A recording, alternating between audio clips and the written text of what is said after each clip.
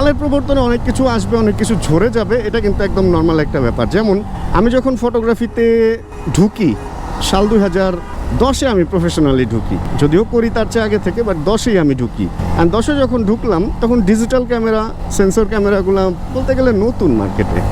তো কিছু লোক বলতো যে ওই যে আগে যে ফিল্মের ক্যামেরাগুলো ছিল ওটাই হচ্ছে একদম মাস্টার মাইন্ড, ওটাই গুরু, ওটা ছাড়া আর কিছু হইতেই পারে না, ওটার ফটো নাকি মোটা, ডেপথ বেশি, আর ডিজিটালের ফটো নাকি পাতলা। এখন কথা হচ্ছে যুগের সাথে কালের সাথে এই প্রবর্তনে সব কিছু পাতলা হয়ে যেতেছে। 1980 দশকে যে গাড়িগুলো আসতো ওগুলার বডি অনেক ভারী ছিল, আর এখন 2025-এ যে গাড়িগুলো বেরোতেছে এগুলার বডি অনেক পাতলা, এবং এগুলা চলেও বেশি, ব্রেকও হয় ভালো।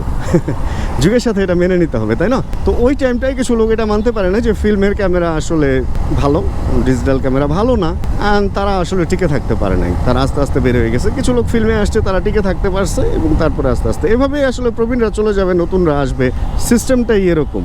তো ওরকম কিছু লোক কোয়ালিটি নিয়ে পড়ে থাকবে। অ্যান্ড দেখেন কিছু লোক কিন্তু এখন ভিউ কামায় নিতেছে উল্টাপাল্টা কাহিনী করে, তাই না? রাস্তার মধ্যে হয়তো ফকির ফকরা দেখলে সাহায্য করতেছে, রাস্তায় পুলিশের সাথে অযথাই গ্যাঞ্জাম করতেছে, রাস্তার মধ্যে বিভিন্ন মানুষের বিভিন্ন সিক্রেট ব্যাপার স্যাপার শেয়ার করে দিয়ে কিছু লোক নিজে ফেম কামাই করে নিতেছে। যুগটাই আসলে এদিকে চলে যেতেছে।